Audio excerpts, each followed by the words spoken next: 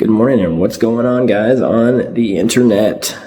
Today we've got a list of things that I want to accomplish. That includes grinding, welding, brake lines, and some removal of some components. And here's what we're looking at today. So we're gonna go ahead, and I've decided to yank everything out of the rest of the bay. I'm gonna take all the brake lines out. I was kind of not wanting to do that right away, but I am to the point now where it's just like, I'm just gonna go ahead and take all the brake lines off. And then I'm gonna be taking off the front subframe, so I can fix that spot right there because it looks kind of gross. Yeah, and if you guys notice, I am wearing two different colored flip-flops today because my dog decided to chew that last night. I was an irresponsible owner and I left my sandals on the floor, and well, you know, I had to make some custom DIY modifications on my sandal. So instead of buying new ones, I fixed it. It still's good, you know what I'm saying? Good for garage work. But the goal of today is to get the bay bondoed and primed, best case scenario, so it looks a lot better than what it does. So that's my goal for today, is to finish the grinding and the welding. I'm gonna make a trip over to the Home Depot and grab just a couple of things: a flapper wheel, some bondo, and a small sheet of metal. I'm gonna try to find some blank discs like I talked about in one of my previous videos. I wanted to wait on those, but I'm just like ready to go, and I want to keep the momentum going on this engine bay, and I want to use as much time because I'm on block leave right now, so I've only got like 5 days left, and when I've only got like 2 major goals before my vacation ends, is to get this wall finished and to get this engine bay somewhat finished, and that's going to be my goal. So we're going to hopefully get some progress on that, because that is where I want to be with both of those things. So yeah, without further ado, let's get to it. So we are back from Home Depot after getting some refreshments. I'm going to try a couple of things.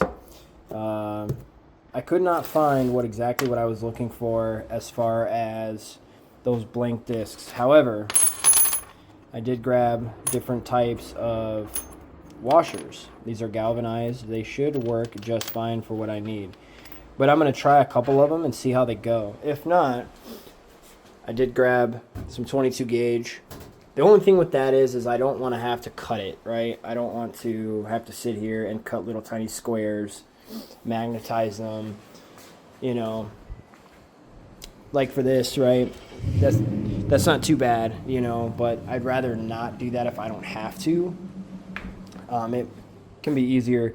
These are pretty thick, and it would be easier just to fill that little hole opposed to the giant one. So we're going to try one of these or one of the smaller ones on the hole on that tower there, and then for the other one that is on that side, we'll see how it goes. So that is going to be the continuation. I also picked up some body filler just in case, and then a new flapper wheel. My only issue with that is I totally spaced and didn't check the grit on that flapper wheel that's on that grinder there. So who knows? But we'll find out. You know what I mean? It's going to be one of those days. So we are going to attempt the washers and then the gauge steel. Let's see how it goes. And yeah, I'll be putting an intermediate, you know, little update with how it goes, so that way if someone else is doing this and they're looking for substitutes to fill holes or do anything of the sort, you know, I recommend, if you plan on shaving your bay in advance by the inserts, I should have done that. I'm still kind of half tempted to, because obviously this isn't like a rush job and it's not a project that I need to get done like tomorrow. But we're going to try a couple things, because I mean, it's just metal, right? That's the cool thing about being a fabricator and a welder. You can always manipulate metal, change it, and do pretty much whatever you want to it, as long as you know how to do that. So let's get to it. So I've made some significant progress on the Wagon. Let me show you. So the passenger side of the bay is pretty much done for the most part, except one spot right here that needs to be ground down.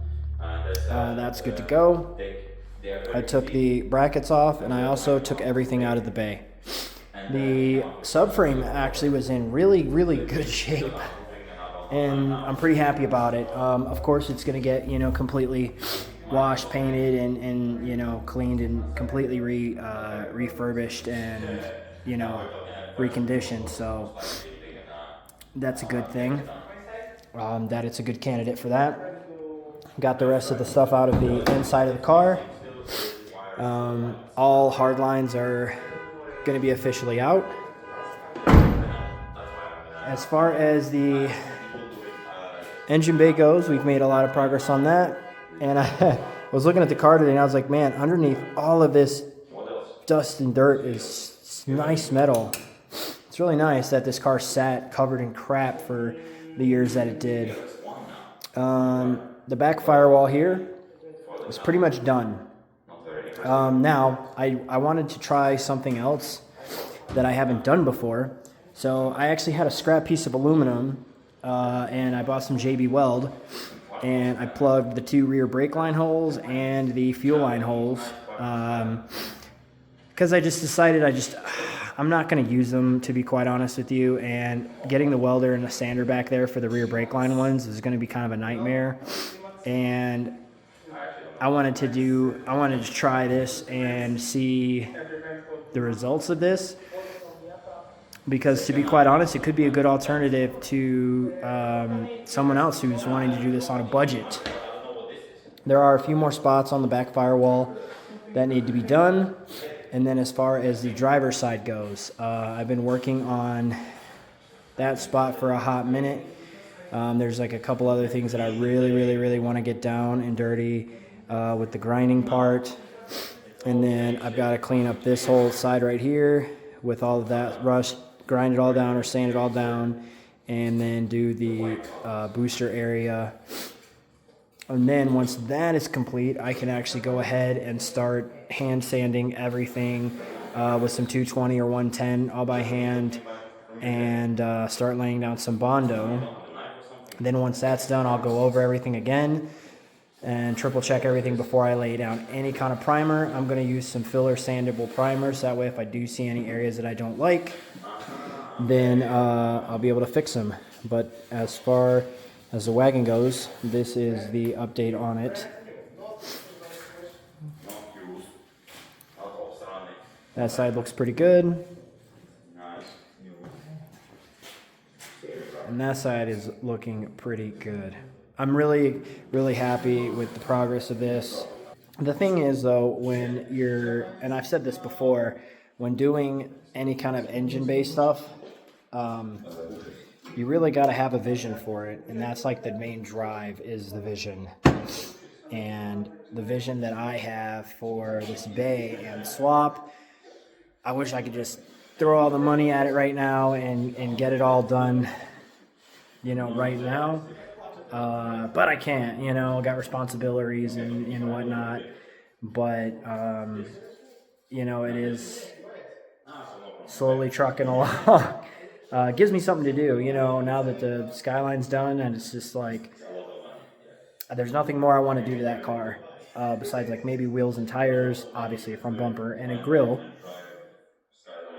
But everything, it's pretty much good. So the Wagon is going to be obviously the new project.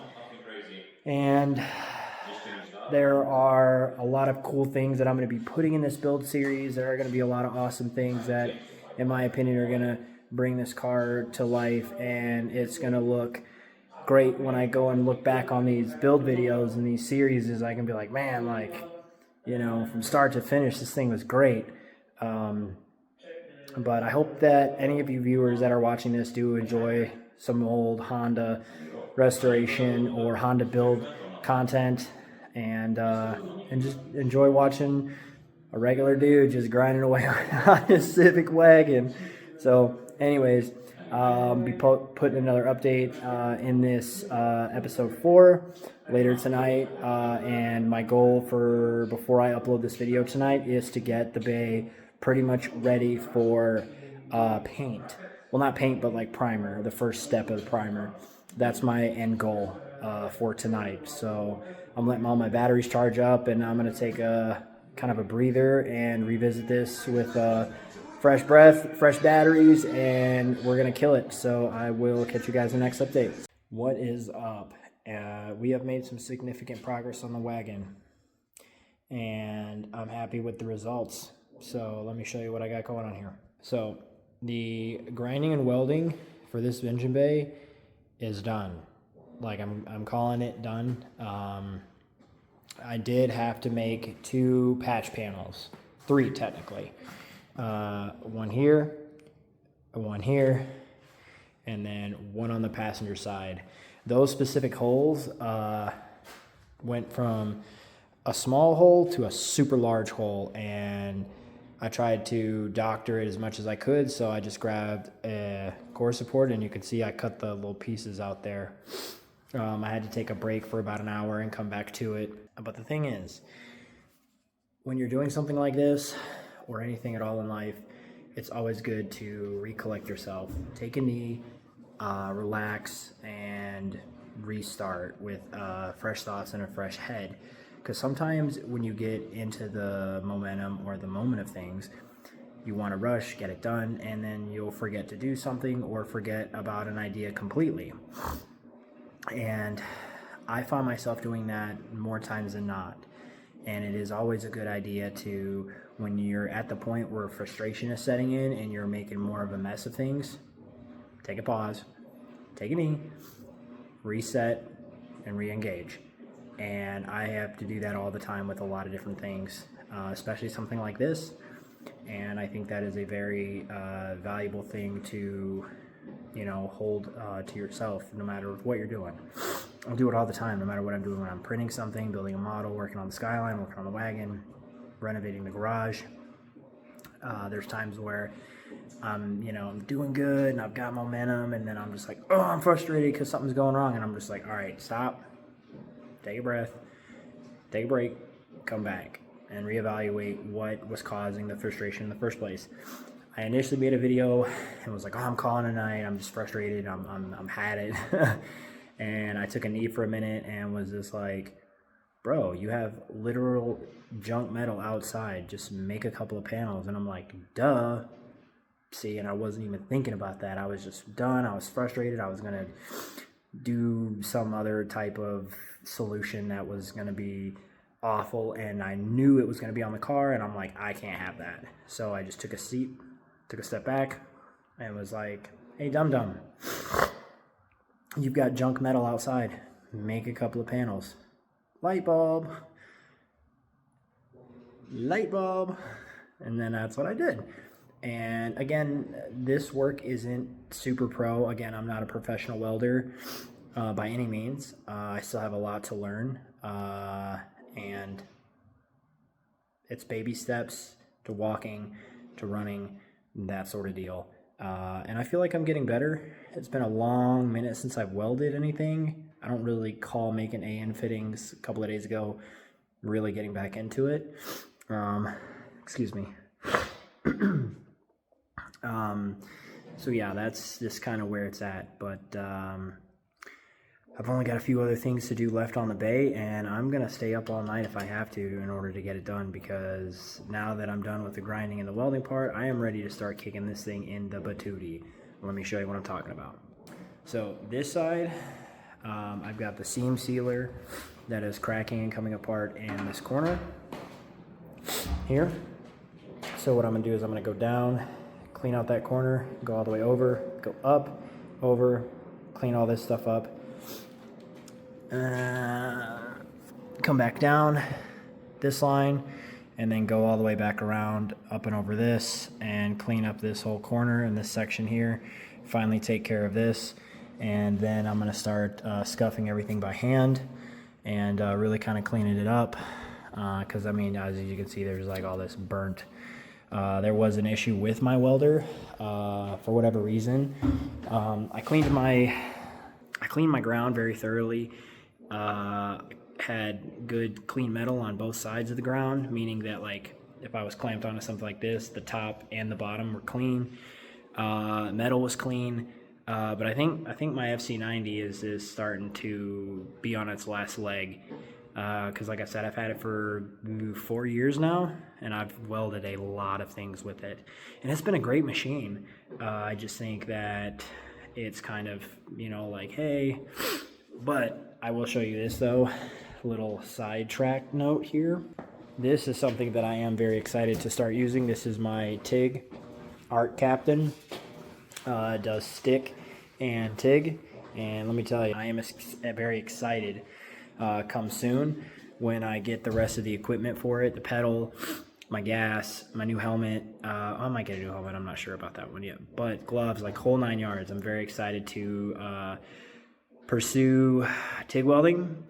And a little side note, a little shout out here. If anybody needs classes on TIG welding, ARC specific TIG welding on YouTube does a phenomenal job when it comes to learning everything there is to know about TIG. He's been doing it for a really long time, and I've spent like 6 months following his classes and watching his videos and reading his books and stuff. On the internet, of course. I haven't physically bought his books yet, but dude's an awesome guy, and he does amazing artwork. So I think it's worthwhile checking it out. Arc specific TIG welding is what the channel's called. But on that note, I am going to start getting rid of some of the seam sealers, so I will catch you on another update. See ya. What is going on? So we have made some awesome progress on the wagon. My boy Evan came over and helped out an awesome amount, and I really appreciate him for that. We also got the shop banner up, and he set his toolbox up, as you can see there, which is cool because I wanted to hang this for a while now. The old Canuck Customs shop banner, which is pretty cool. I even have matching shirts. It's pretty cool. I mean, at least to me, anyways. But let's not steal the spotlight here. Let me show you the progress on the wagon, and I have to say, we made some huge progress. So we got the passenger side started bondoing and smoothing it out. It actually came out really nice. There are a couple spots that still need to be touched up, but nothing super serious. I would say the passenger side is like 90% done, aside from the one spot that you can see that still needs to be touched up there. The back, or the main firewall, we really didn't touch a whole lot. I mean, I got some Bondo laid, but not a crazy amount. And then the driver's side also has the Bondo on there.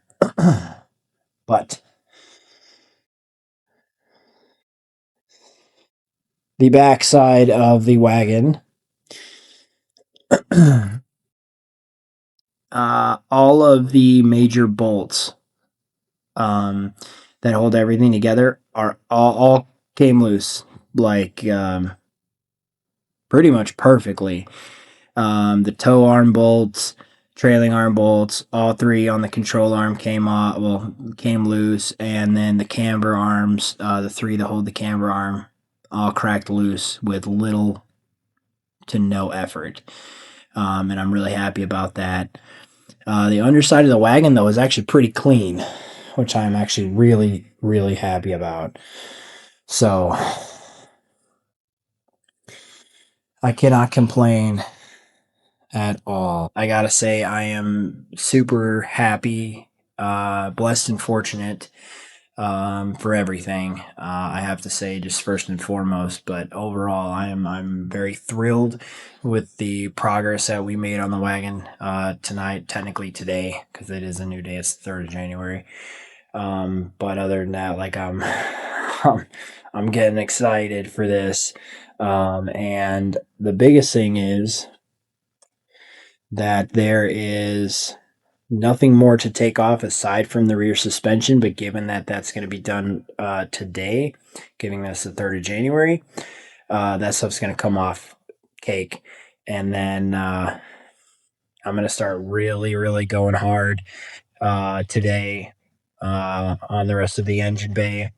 And I think I might reach my goal of getting it at least primed before my vacation ends, before I have to go back to, being a soldier and doing army stuff. Because then at that point, I really won't have much time throughout the week, mainly weekends. And so that's kind of the takeaway with it. But other than that, I am stoked and I'm happy about the progress. I'm probably gonna go inside. Well, I'm gonna go inside. I'm gonna go shower, and I'm probably gonna crash. I don't know if I'm gonna edit and then upload this video when I go inside, or if I'm gonna wait and do it when I wake up, and then uh, film for a couple of days. Because normally I wanted to do like, the filming as we're doing progress and do kind of like a speed version. But given that I am a one man person and I really haven't set my tripod up and everything, I might do that when I'm doing more exciting content like the painting and installing parts and product reviews and stuff like that. But the biggest thing is like, we are still setting up the shop as the garage goes and doing things like that. So I have been focusing on this, and then when Evan comes over, we pretty much just blank out and just start grinding away on it. And given that he also is a first time Civic owner, he's also excited about it because he's learning a lot of stuff to do on his Civic, which I'm super excited about because now he's got a lot of new fresh ideas to restore and redo his EJ1, which I'm excited for because the EJ1s with the Z6 VTEC are playa. But again, thank you guys for tuning in, watching the videos, and for the few views that I do have so far. Thank you. And for any kind of support and the Instagram and all that good stuff. So I do appreciate everyone that likes, comments, subscribes, whether if it's on YouTube, Instagram, Facebook, or anything of the sort. I do appreciate that. And I also want to say thank you to the Honda groups that allow me to share my restoration slash build. That's also pretty cool. And I can't wait to show more of the mid progress of this instead of the tear down and the body work and the stuff like that. I'm getting, not more anxious, but I'm getting pretty excited about it. So, thanks again, and I will catch you guys on the flip side. See you later.